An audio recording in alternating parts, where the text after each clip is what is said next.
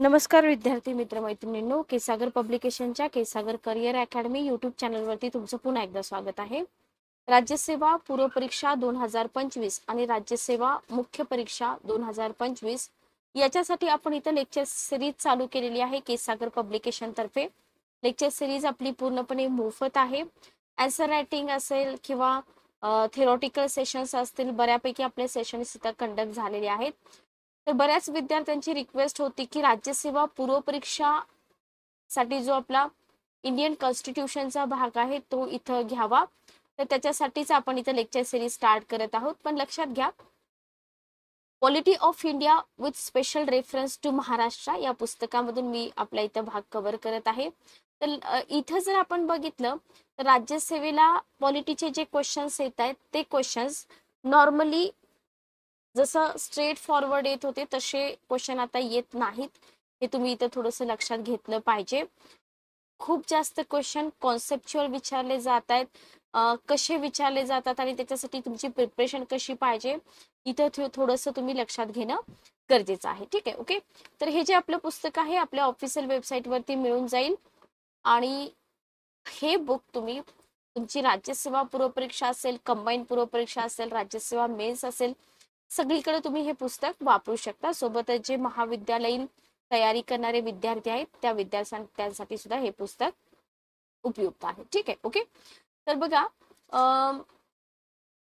इथं जर तुम्ही काही क्वेश्चन्स पेपर काढून बघितले तर तुम्हाला लक्षात येईल की लोकशाही असेल, लोकशाहीचे प्रकार असतील, त्याच्यावरती आयोगाने क्वेश्चन विचारले, जो भाग आपल्याला कोणत्याच पुस्तकामध्ये दिसून येत नाही. आता आपलं हे जे पुस्तक आहे हे पुस्तक रिटर्न फॉर्मॅटसाठी बनवलेलं आहे. तुम्हाला मुख्य परीक्षेसाठी व्यवस्थित कंटेंट मिळावं याच्यासाठी हे पुस्तक डिझाईन केलेलं आहे. ठीक आहे.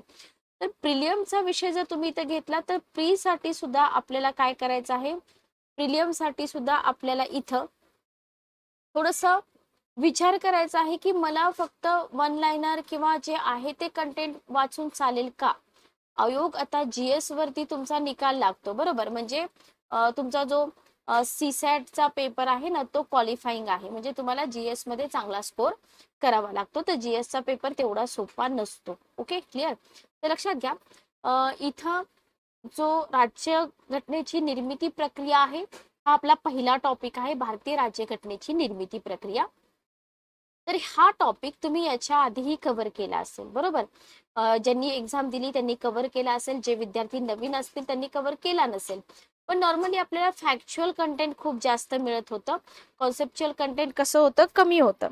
त्याच्यामुळं तीच प्रिपरेशन घेऊन जर तुम्ही राज्यसेवा पूर्व परीक्षा दिली तर कुठंतरी तुम्हाला अडचण येऊ शकते. म्हणजे जेवढे क्वेश्चन विचारताय त्यातले कॉमन क्वेश्चन सगळ्याच विद्यार्थ्यांना येतील, पण जे क्वेश्चन कॉन्सेप्ट बेस विचारले जातील ते क्वेश्चन तुम्हाला तिथं येणार नाहीत. ओके, त्याच्यासाठी तुम्हाला थोडंसं डेप्थ मध्ये अभ्यास करावा लागेल. ठीक आहे. आता इथे जर आपण बघितलं तर राज्यशास्त्र, राज्यघटनेची निर्मिती प्रक्रिया हा तुमचा पहिला टॉपिक आहे, किंवा पार्श्वभूमी असेल, घटना निर्मितीची जे काय असेल ते असेल, हा तुमचा पहिला टॉपिक आहे. पण हा पहिला टॉपिक शिकवण्याच्या आधी आपण सुरुवात करतोय तर सुरुवातीला आपण की कॉन्सेप्ट आहेत ज्या पॉलिटिकल सायन्स किंवा राज्यशास्त्रामधल्या आहेत ज्या तुम्हाला माहीत असल्या पाहिजेत. लक्षात घ्या, पुढे जाऊन जे आपले टॉपिक आहेत ते टॉपिक मध्ये तुम्हाला अडचण येऊ नये म्हणून आपल्याला काय करायचं आहे, आपल्याला राज्यशास्त्रातल्या काही मुख्य संकल्पना ज्या आहेत, जसं की हक्क म्हणजे काय, स्वातंत्र्य म्हणजे काय, समता म्हणजे काय, न्याय म्हणजे काय. आता तुम्ही म्हणाल मॅडम या की कॉन्सेप्ट एवढ्या डीप मध्ये का शिकायच्या, तर याच्यासाठी तुम्ही प्रिव्हियस इयरचे क्वेश्चन पेपर काढून बघा, ज्याला आपण पीवायक्यू म्हणतो, किंवा तुम्ही युपीएससीचे क्वेश्चन पेपर काढून बघा. तिथं याची तुम्हाला उत्तरं मिळतील की ह्या की कॉन्सेप्ट आपल्याला एवढं व्यवस्थित का बघाव्या लागतात. ठीक आहे, ओके, क्लिअर. आपण काय करतो, मूलभूत हक्क टॉपिक करतो. त्याच्यामध्ये बऱ्याच विद्यार्थ्यांना राज्य म्हणजे काय माहित नसतं, हक्काचे प्रकार माहित नसतात, बरोबर. आणि मग त्याच्यावरती जर क्वेश्चन आयोगाने थोडासा फिरवून विचारला तर आपल्याला तिथं उत्तर येत नाहीत. म्हणून आधी ज्या की कॉन्सेप्ट असतात ना त्या की कॉन्सेप्ट आपल्याला इथं कम्प्लीट कराव्या लागतात. तर याच्यामध्ये राज्यशास्त्रामध्ये जर तुम्ही बघितलं तर इथं तुम्हाला समजून घ्यायचंय की आपण एक व्यक्ती आहे, बरोबर. व्यक्तीपासून काय निर्माण होतो, व्यक्तीपासून समाज निर्माण होतो, बरोबर. समाजापासून काय निर्माण होतं, राज्य निर्माण होतं. लक्षात आलं. म्हणजे एक व्यक्ती आहे, या व्यक्तीपासून समाज निर्माण होतो. समाजामध्ये अनेक व्यक्ती असतात, हो की नाही? तर आणि या समाजापासून काय निर्माण होतात? राज्य निर्माण होतात. मग व्यक्ती आणि समाज यांच्या विकासाची जबाबदारी कोणावरती असते? राज्य संस्थेवरती असते. लक्षात आलं? क्लिअर. तर राज्य या कॉन्सेप्ट वरती जर आयोगाने तुम्हाला क्वेश्चन विचारला, तर तुम्हाला हे माहित पाहिजे की व्यक्तीपासून समाज आणि समाजापासून राज्य निर्माण होतं. या व्यक्ती आणि समाज यांच्या विकासाची जबाबदारी कशावरती असते? राज्य संस्थेवरती असते. ठीक आहे. मग या व्यक्ती आणि समाजाला आपल्या विकासाची अपेक्षा कोणाकडून असणार आहे? ऑब्व्हियसली राज्याकडूनच असणार आहे. बरोबर. मग जो विकास अपेक्षित आहे, कुणाकडून अपेक्षित आहे? राज्याकडून अपेक्षित आहे. तो कसा असला पाहिजे हे सुद्धा समाज म्हणजे इमॅजिन करतो की हा हे आम्हाला मिळालं पाहिजे. बरोबर. लक्षात घ्या. तुम्ही स्वतःला त्या ठिकाणी ठेवून बघू शकता. ठीक आहे. तर ते कल्पनेनुसार आणि राज्याकडून अपेक्षा याला आधार मानून समाज आपल्या विकासासाठी काय करतो? राज्याकडून मागण्या मान्य करण्याची अपेक्षा करीत असतो. ठीक आहे. मग समाजाची जी अपेक्षा आहे किंवा समाजाने केलेल्या ज्या मागण्या आहेत याचा विचार राज्य करतं आणि या मागण्या काय केल्या जातात? मान्य केल्या जातात. राज्य या संज्ञेमध्ये बऱ्याच संस्थांचा समावेश होतो हे आपल्याला माहिती आहे. मग अशा मागण्या मान्य करत असताना काय होतं? राज्य एकाच प्रकारच्या मागण्या असतील का? नाही. समाजाच्या मागण्या अनेक प्रकारच्या असू शकतात. मग या मागण्यांची वर्गवारी कोण करणार? राज्य करणार. बरोबर. आणि समाज विकासासाठी सगळ्याच मागण्या ते ऍक्सेप्ट करतील का? समाज काही मागण्या करेल. लक्षात आलं? तर ज्या अत्यावश्यक अशा मागण्या असतात ना, अशाच मागण्यांना राज्य काय करतं? राज्य परमिशन देतं. लक्षात आलं? क्लिअर? इथपर्यंत तुम्हाला समजलं? मग समाजाकडून केल्या गेलेल्या ज्या मागण्या असतात ना, त्या मागण्यांना म्हणजे सगळ्याच मागण्या नाही, ज्या मागण्या मान्य होतात त्या मागण्यांना काय म्हटलं जातं? हक्क म्हटलं जातं. लक्षात आलं? आता मला सांगा, याच्या आधी तुम्ही काय केलं असेल? डायरेक्ट मूलभूत हक्क हा टॉपिक अभ्यासला असेल, त्याचे प्रकार, त्याच्यामधले आर्टिकल, विषय संपला. बरोबर. पण राज्यसेवेला तुम्हाला या हक्क या कॉन्सेप्ट मधूनच आयोगाने क्वेश्चन विचारला तर तुम्ही काय करणार? तर तिथं आपल्याला उत्तरं येत नाहीत. म्हणून तुम्हाला काय करायचंय? अशा पद्धतीनं पूर्व परीक्षेसाठी सुद्धा कंटेंट कव्हर करायचं आहे. ओके. आता इथं झालं आपण हक्क म्हणजे काय बघितलं, हक्कांचं स्वरूप आपल्याला इथं बघायचं आहे. ठीक आहे. डेफिनेशन पण आहेत, पण मला नाही वाटत की पूर्व परीक्षेला तुम्हाला डेफिनेशन वरती क्वेश्चन येतील. मुख्य परीक्षेला येऊ शकतात. तर मुख्य परीक्षेसाठी आपण नव्याने लेक्चर्स घेऊया. आता इथं सध्या आपण फक्त पूर्व परीक्षेचा विचार करत आहोत. ओके. हक्कांचं स्वरूप व्हेरी व्हेरी इम्पॉर्टंट. याला व्हॅल्यू ऍडिशनल करा. याच्यावरती क्वेश्चन तुमचा बनवू शकतो आणि ऑलमोस्ट क्वेश्चन 3 लाइनर ते 4 लाइनर असतात. 1 लाइनर असणारे क्वेश्चन आर्टिकल्स वरती विचारले जातात. ठीक आहे. कसं असतं हक्कांचं स्वरूप? बघा, आपण बघितलं की समाजाच्या ज्या मागण्या राज्याकडून मान्य केल्या जातात त्याला आपण काय म्हणतो? हक्क म्हणतो. बरोबर. मग या हक्कांचं स्वरूप कसं असणार आहे? समाजामध्ये हक्कांची निर्मिती होते. बरोबर. हक्कांचा उदय होतो या मागण्यांच्या स्वरूपामध्ये. समाजामध्ये व्यक्ती आणि समाज यांच्या परस्पर संबंधातून काय होते? हक्कांची निर्मिती होते. आणि असं जर सेंटेन्स तुम्हाला पूर्व परीक्षेमध्ये दिसलं की समाजातील व्यक्ती आणि समाज यांच्या परस्पर संबंधातून हक्काची निर्मिती होते आणि याच्यामध्ये आपल्या मूलभूत हक्क हा जो कॉमन आपलं कंटेंट आहे त्याच्यातून 1-2 वाक्य टाकली जाऊ शकतात. पण हे एक सेंटेन्स जर तुम्हाला माहित नसेल तर उत्तर येत नाही. ओके.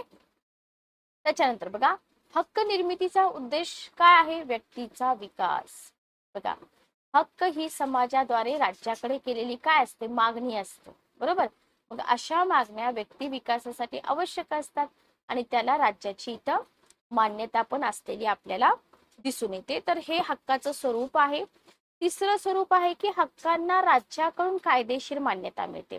हे जे हक्क असतात ना, तर या हक्कांना राज्याकडून कसली मान्यता मिळते? कायदेशीर मान्यता मिळते. आणि कायदेशीर मान्यता मिळणं खूप इम्पॉर्टंट असतं. लक्षात घ्या. ठीक आहे. तर हक्क समाजाची मागणी आणि या मागण्या व्यक्ती विकासासाठी आवश्यक आहेत का? याचा विचार कोण करतं? राज्य करतं. विचार करून काय केले जातात? मान्यता दिली जाते. मग जर राज्याची मान्यता नसेल तर तो हक्क महत्वाचा असतो का? किंवा त्या हक्काला काही इम्पॉर्टन्स असेल का? अजिबात नाही. म्हणजे इथं हक्कांना कायदेशीर मान्यता असणं गरजेचं आहे. लक्षात आलं? नेक्स्ट बघा, हक्क कसे असतात? हक्क हे स्पष्ट आणि निश्चित स्वरूपाचे असतात. बरोबर. सापेक्ष असले तरी सुद्धा एकाच प्रदेशातील एकाच कालखंडामधील हक्क मात्र स्पष्ट आणि निश्चित असतात, त्याच्यामध्ये संदिग्धता आढळून येत नाही. कसे बघा, सापेक्ष निरपेक्ष शब्द आपण खूप वेळा ऐकलेत. इथे काय म्हटलंय तुम्हाला, हक्क स्पष्ट असतात, निश्चित असतात. पण कुठले हक्क? एकाच प्रदेशातील किंवा एकाच खंडातील. इथं तुम्हाला याच्यामध्ये काही डिफरन्स दिसून येत नाही. सातवे इथं स्वरूप आहे की हक्कावर मर्यादा घालता येतात. जर हक्कावर मर्यादा नसतील तर त्याला काय म्हणतात? स्वैराचार म्हणतात. मग त्याच्यामुळे काय होऊ शकतो? समाजामध्ये अराजक परिस्थिती निर्माण होऊ शकते. म्हणून समाजाच्या हितार्थ परिस्थितीनुसार हक्कांवर मर्यादा घालता येतात आणि अशा मर्यादा आणि बंधने घालण्याचा अधिकार कोणाला असतो? राज्याला असतो. लक्षात आलं? हक्क कसे असतात? सकारात्मक असतात. म्हणजे हक्कांवर राज्याद्वारे नियंत्रणावर बघा, जर हक्कांवरती राज्याचं नियंत्रण नसेल तर काय होईल? परिस्थिती समाजासाठी विघातक असेल. बरोबर? म्हणून राज्याद्वारा राज्याच्या नियंत्रणाखाली समाजाला हक्क बहाल केले जातात, ना की त्याच्यावरती कोणाचंच काही नियंत्रण नाही. कोणाचं नियंत्रण असतं? राज्याचं नियंत्रण इथं असलेलं आपल्याला दिसून येतं. तर हक्काचं जे स्वरूप आहे याच्यावरून तुम्हाला प्रिलिम्सला सुद्धा क्वेश्चन बनवू शकतो. म्हणजे तुम्ही काय म्हणू शकता की हक्क सकारात्मक असतात. का सकारात्मक असतात? कारण त्यांचा उद्देश असतो व्यक्ती आणि समाजाचं कल्याण. ओके, तर असे concept based question sentence format मध्ये तुम्हाला विचारले जातात. लक्षात आलं? तर कसे असतात? सकारात्मक असतात. का सकारात्मक म्हटलं जातं? कारण ते त्यांचा उद्देश काय असतो? व्यक्ती आणि समाजाचं कल्याण. ठीक आहे. त्याच्यानंतर हक्काचे प्रकार बघा, टाइप्स ऑफ राईट्स. आता इथून पण नवीन नवीन क्वेश्चन बनतायत आता. तर आपल्याला आपण म्हणतो की हा कायदेशीर हक्क आहे, हा नैतिक हक्क आहे, हा कायदेशीर हक्क नाहीये, हा राजकीय हक्क आहे. तर बघा, सर्वसाधारणपणे तुम्ही जर बघितलं ना तर हक्कांचे नैतिक हक्क, नैतिक हक्क आणि कायदेशीर हक्क असे दोन प्रकार पडतात. हे मेन आहे, हे तुम्ही लक्षात ठेवा. सर्वसाधारणपणे नैतिक हक्क आणि कायदेशीर हक्क असे दोन प्रकार पडतात. ठीक आहे. मग याच्यामध्ये कायदेशीर हक्क जे आहेत, जो आपण दुसरा हक्क बघतो, या कायदेशीर हक्काचे पुन्हा नागरी हक्क आणि राजकीय हक्क असे दोन उपप्रकार पडतात. राज्यसेवा पूर्व आणि मुख्यसाठी हे कंटेंट खूप जास्त इम्पॉर्टंट आहे, इव्हन कंबाईन साठी सुद्धा. ठीक आहे. ओके. आणि राजकीय हक्काचे पुन्हा 6 उपप्रकार पडतात. म्हणजे तुम्हाला हक्कांचे जे प्रकार आहेत, मेन प्रकार कोणते? नैतिक आणि कायदेशीर. पुन्हा कायदेशीरचे 2 प्रकार पडतात, नागरी आणि राजकीय. पुन्हा नागरीचे 10 उपप्रकार पडतात आणि राजकीयचे 6. म्हणजे टोटल 16 उपप्रकार तुम्हाला इथे करावे लागतील आणि 2 मुख्य प्रकार करावे लागतील. लक्षात आलं? चला, याच्यामधला आपण पहिला हक्क बघूया, नैतिक हक्क. तर आता तुम्हाला इथिक्स हा नव्याने समाविष्ट झालेला सब्जेक्ट आहे. तर हा जो हक्क असतो नैतिक मूल्यांवरती आधारित असतो. हा जो नैतिक हक्क आहे, मोरल्स ऑफ राईट्स म्हटलं जातं याला, नैतिक मूल्यावरती आधारित आहे. या हक्कांचा आधार काय असणार आहे? नैतिक मूल्य असणार आहे. बरोबर? म्हणून त्यांना नैतिक हक्क असं संबोधलं जातं. ओके. आता हे जे नैतिक हक्क आहेत ना, तुम्हाला समजा सेंटेन्स दिलं की नैतिक हक्कांना, व्यवस्थित ऐका, राज्याची मान्यता नसली तरी समाज मान्यता असते.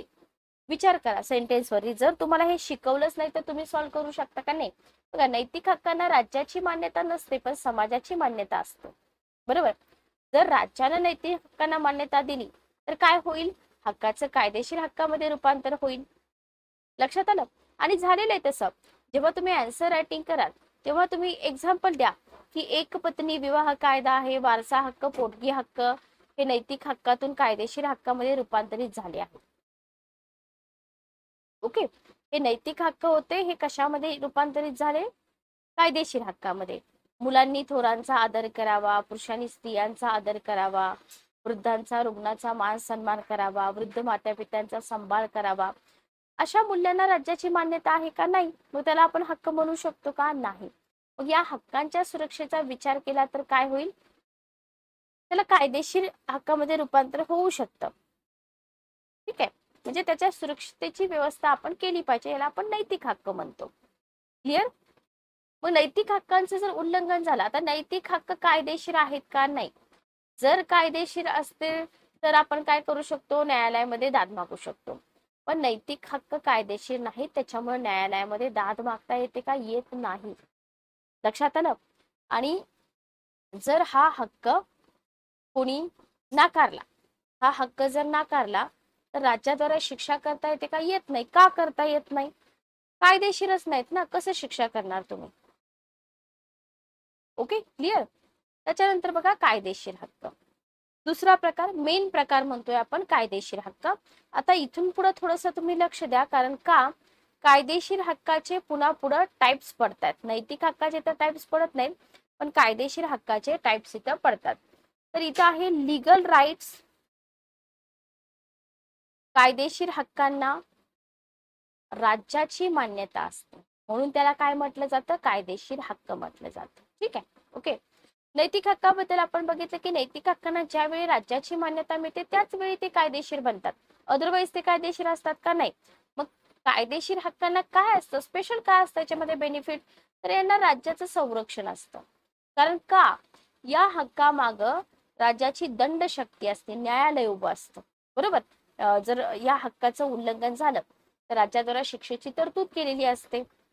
ओके. आणि म्हणून या कायदेशीर हक्काचे दोन उपप्रकार पडतात, एक नागरी हक्क, एक राजकीय हक्क. लक्षात ठेवा बरं का. एक आहे नागरी हक्क आणि दुसरा आहे राजकीय हक्क. क्लिअर? तर हे इथं आपल्याला लक्षात ठेवणं गरजेचं आहे. आता कायदेशीर हक्कांचे उपप्रकार, ज्याच्यामध्ये आपण पहिला बघतो नागरी हक्क, ज्याला आपण सिव्हिल राईट्स म्हणतो. तर नागरी हक्काचे जर तुम्ही इथं बघितलं तर इथं जस्ट एक मिनिट थांबा. इथं बघा, जीविताचा हक्क आहे, स्वातंत्र्याचा हक्क आहे, मालमत्तेचा हक्क आहे, समतेचा हक्क आहे, धार्मिक स्वातंत्र्याचा हक्क आहे, काम करण्याचा हक्क आहे, कौटुंबिक जीवनाचा हक्क आहे, संघटना स्वातंत्र्याचा हक्क आहे, विचार स्वातंत्र्याचा हक्क आहे, शिक्षणाचा हक्क आहे, करार करण्याचा हक्क आहे. लक्षात आलं?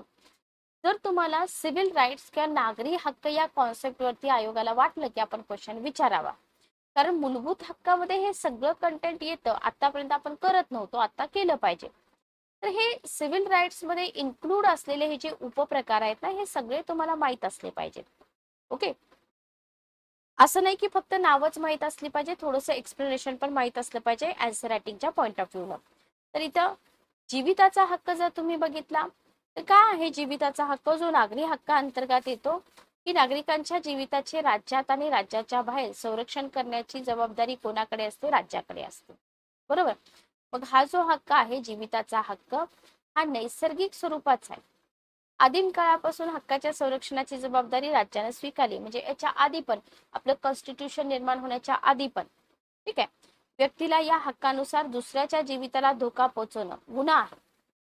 ओके. तसाच गुन्हा स्वतःच्या जीविताला म्हणजे आत्महत्या करणे हा सुद्धा गुन्हा आहे. असे पॉइंट्स विचारले जातात जीविताच्या हक्कामध्ये. दुसऱ्याच्या जीविताला धोका पोहोचवणं हा तर गुन्हा आहेच आहे, पण स्वतःच्या जीविताला आत्महत्या करणे हा सुद्धा गुन्हा आहे. लक्षात घ्या. तर नागरी हक्कामधला हा पहिला उपप्रकार. दुसरा उपप्रकार व्यक्ती स्वातंत्र्याचा हक्क, right to personal freedom. Okay. तर व्यक्तीच्या स्वातंत्र्यावर कशाचा विकास अवलंबून असतो? राज्याचा विकास अवलंबून असतो. ठीक आहे.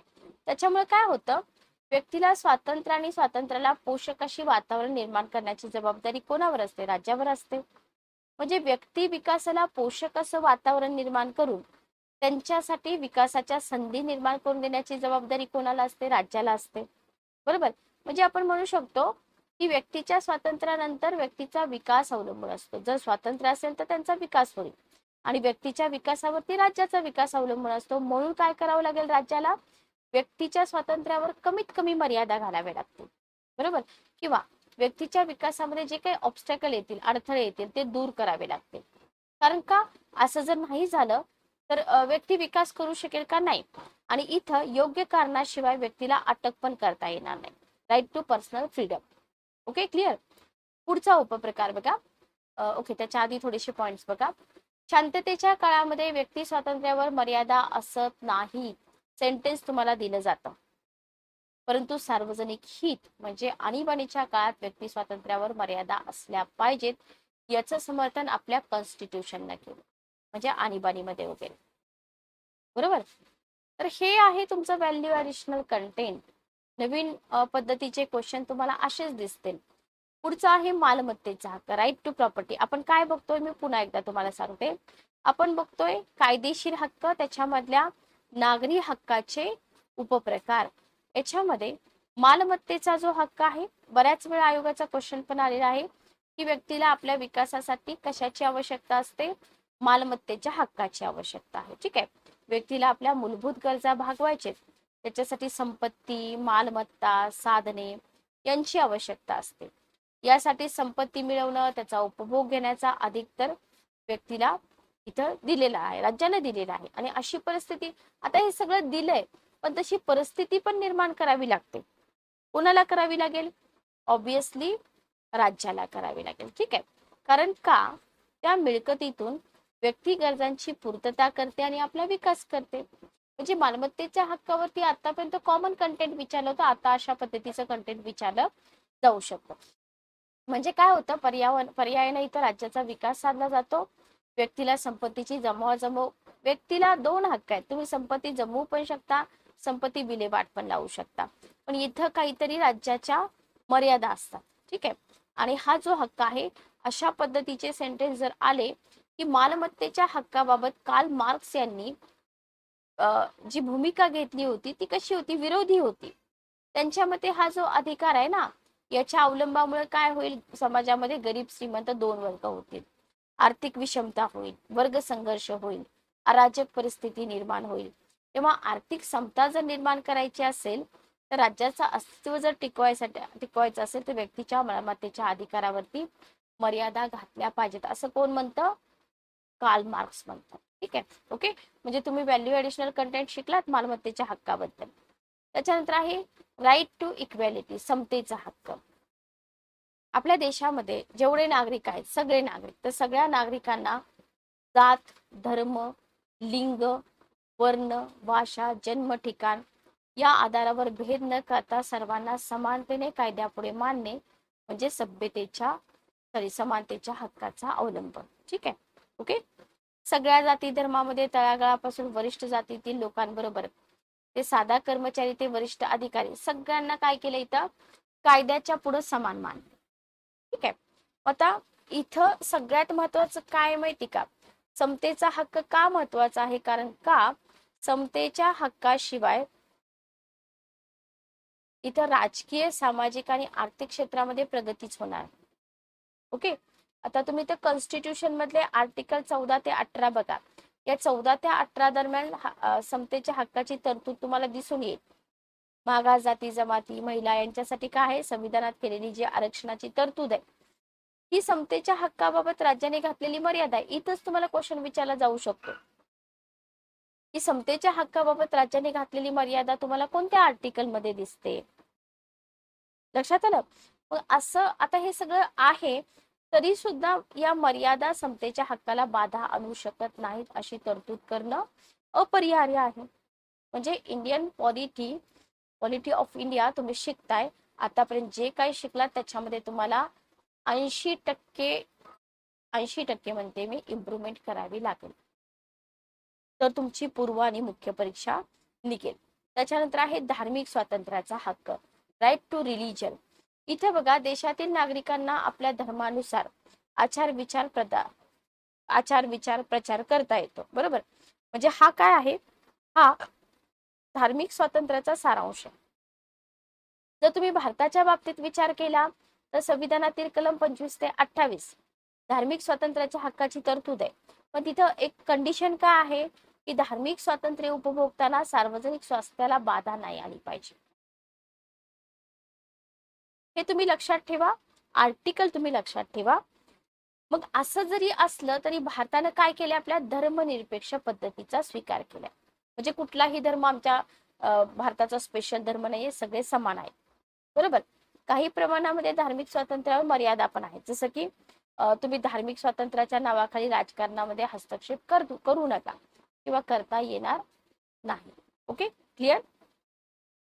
नेक्स्ट बघा, काम करण्याचा हक्क, याला आपण म्हणतो राईट टू वर्क. प्रत्येक नागरिकाला काम करण्याचा हक्क आहे. त्यांच्या गरजेनुसार, क्षमतेनुसार रोजगार उपलब्ध करून देण्याची जबाबदारी सरकारची असते. मग हा जो रोजगार आहे ना, याच्या बाबतीत आदर्श विचार असले तरी सुद्धा काय होतं, एक व्यावहारिक दृष्ट्या तुम्ही जर विचार केला तर राज्यासाठी अवघड आहे सगळ्या लोकांना काम देणं. का अवघड आहे? लोकसंख्या, बरोबर, वाढत्या समाजाच्या समस्या, तर हे राज्यासमोर आव्हान आहे. अमेरिका, इंग्लंडमध्ये देश म्हणजे जे दिसतात देश तुम्हाला, नागरिकांना कामाचा हक्क आहे का कम्पेअर केलं जातं, नाही दिलेला. पण एवढं मात्र खरं आहे की विकसित राष्ट्र कामगारांच्या सोयी सुविधेबाबत काय आहेत, जागृत आहेत. ठीक आहे, जरी हक्क नाही दिला तरी जागृत आहेत ते. आणि जर तुम्ही भारताचा विचार केला तर इथं नागरिकांना काम करण्याचा हक्क दिलेला नाही. कामगारांच्या सोयी सुविधा हितासाठी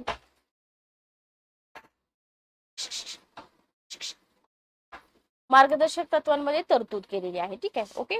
सुविधा आणि हितासाठी काय केलेलं आहे, राज्यघटनेची जी म्हणजे इथं स्पेशली हक्क नाही दिलेला, तर इथं राज्यघटनेच्या मार्गदर्शक तत्वांमध्ये काय केलेलं आहे, तरतूद केलेली आहे.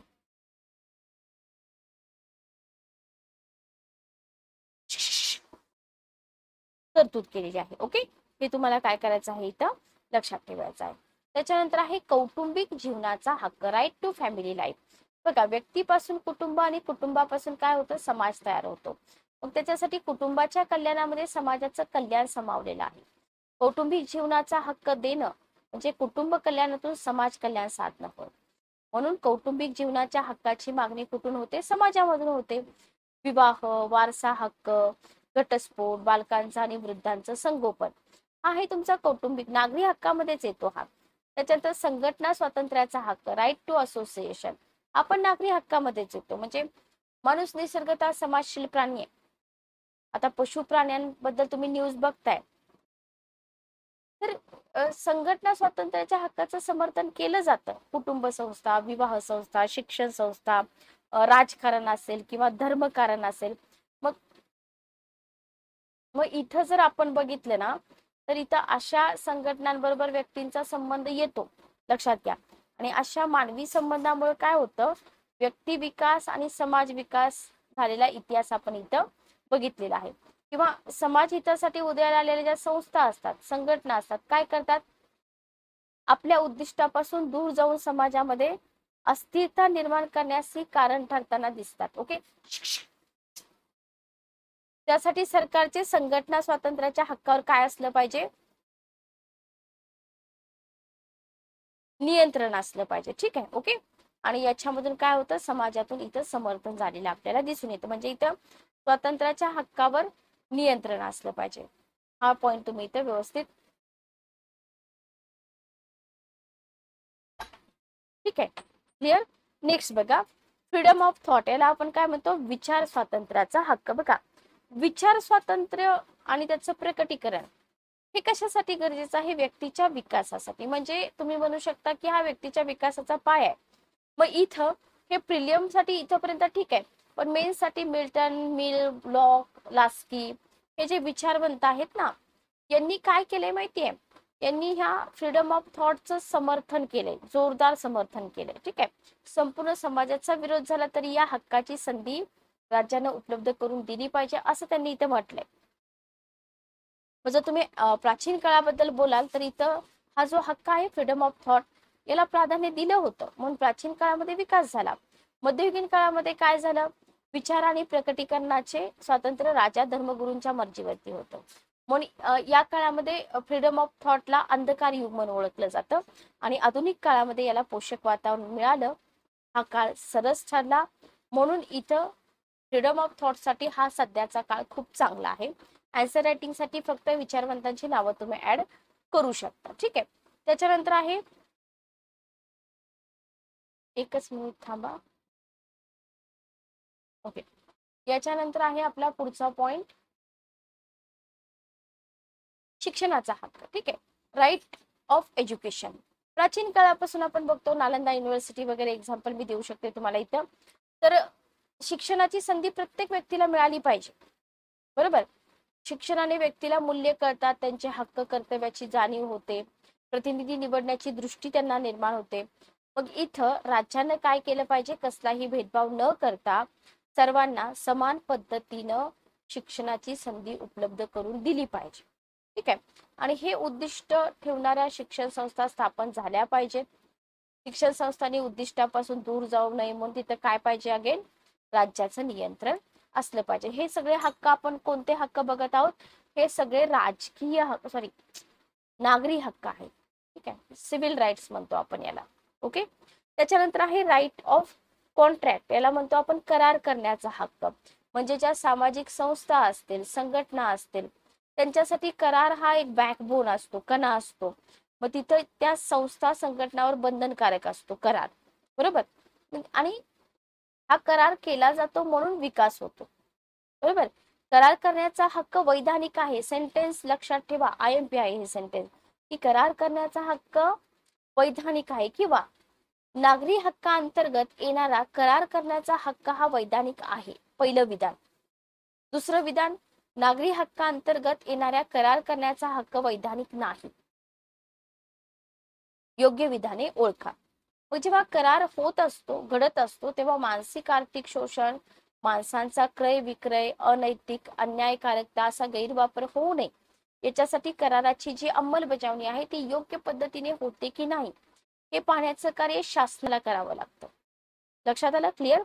तर नागरी हक्कामधला हा 11वा उपप्रकार. इथं आपले नागरी हक्क संपतात. नागरी हक्क कशाचा प्रकार आहे? कायदेशीर हक्काचा.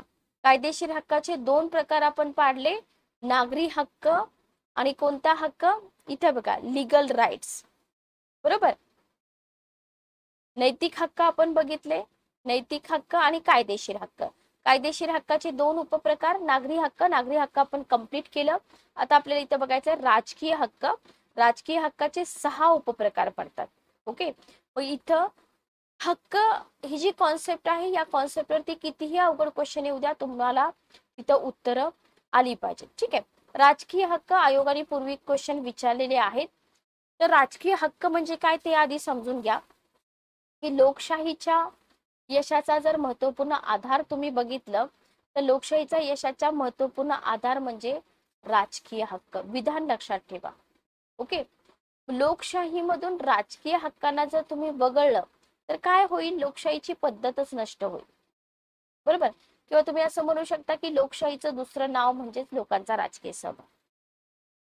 म्हणजे लोक पॉलिटिक्स मध्ये वेगवेगळ्या पद्धतीनं पार्टिसिपेट होतात. मग आता हे पार्टिसिपेट होत आहेत याच्यासाठी काहीतरी हक्क पाहिजे ना त्यांना, म्हणजे हे हक्क क्रमप्राप्त देणं ठरतं. मग इथं कोणते हक्क आहेत? मतदान करणं, पद स्वीकारणं, विरोध करणं, अर्ज करणं, हे हक्क नागरिकांना वितरित केले जातात. लक्षात आलं? मग याच्यामध्ये पहिला हक्क आहे राईट टू वोट. विचारलाय क्वेश्चन, विचारलाय मतदानाचा अधिकार. आपल्या भारतामध्ये जर तुम्ही बघितलं तर हा हक्क खूप महत्वाचा आहे. कारण का? लोकप्रतिनिधी निवडताना प्रौढ मताधिकार पद्धतीचा आपल्याकडे अवलंब आहे. म्हणजे आपण मत देतो आणि प्रतिनिधी निवडतो सोप्या भाषेमध्ये. तर इथं भारताचा कारभार त्या प्रतिनिधी थ्रू चालतो. मग जनतेने मतदान पद्धतीनं जर प्रतिनिधी निवडला असेल तर ते कोणाला जबाबदार असतील? जनता काय म्हणेल? आम्ही तुम्हाला निवडून दिले, तुम्ही आम्हाला जबाबदार आहात, बरोबर. भारताचा जर तुम्ही विचार केला तर वय, शिक्षण, संपत्ती, लिंग याच्यावर मतदानाचा अधिकार दिला जात असे आधी, बरं का. आता तसं आहे का? आता नाही. आता फक्त वयाचा विचार, 18 वर्ष पूर्ण असणारा प्रत्येक व्यक्ती इथं मतदान करू शकतो. तरी पण इथं वेडे, दिवाळखोर, गुन्हेगार, परकीय, अल्पवयीन यांना मतदानाचा हक्क नाकारण्यात आलेला आहे. हे तुम्ही विसरू नका. ठीक आहे. कारण अशाच पॉइंट वरती आयोग कन्फ्युज करतं. त्याच्यानंतर आहे राजकीय हक्कामधला दुसरा हक्क, निवडणूक लढवण्याचा हक्क. याला आपण म्हणतो राईट टू कॉन्टेस्ट इलेक्शन. इथं प्रत्येक देशाच्या, आता आपल्या देशाचं जर कॉन्स्टिट्यूशन तुम्ही बघितलं तर आपण काय बोलतो की 60 देशांच्या कॉन्स्टिट्यूशनचा अभ्यास करून इथं काय झालेलं आहे, आपली राज्यघटना बनलेली आहे. ठीक आहे. मग प्रत्येक देशाच्या राज्यघटनेमध्ये वेगवेगळ्या अटी घालून निवडणूक लढवण्यास परवानगी दिल्याच्या तरतुदी आढळून येतात. उद्देश काय असतो सांगा? ऑब्विसली उद्देश काय असणार आहे की एक सुजाण, आदर्श, जागृत असा लोकप्रतिनिधी लोकांना मिळाला पाहिजे, ज्याच्यामुळे काय होईल? नागरिकांच्या पर्यायाने व्यवस्थेचा विकास साधेल आणि या अटींशिवाय उर्वरित गोष्टी मतदार पाहतील. सुजाण, आदर्श, सुसंस्कृत, सुशिक्षित व्यक्ती प्रतिनिधी म्हणून निवडल्यावर काय होईल? ऑब्व्हियसली देशाचा विकास होईल, बरोबर.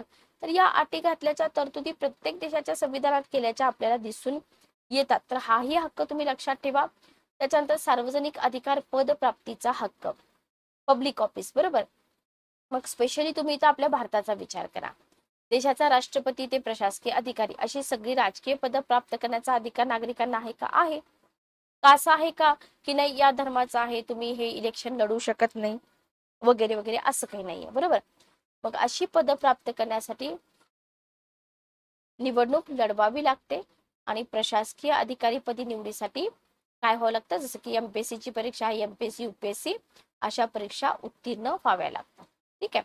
मग इथं प्रशासकीय पदी निवडीसाठी शिक्षण, वय, अनुभव यासारख्या कंडिशन घातल्या जातात. Okay, clear. नेक्स्ट बघा, नेक्स्ट आपला पुढचा हक्क आहे अर्ज करण्याचा हक्क.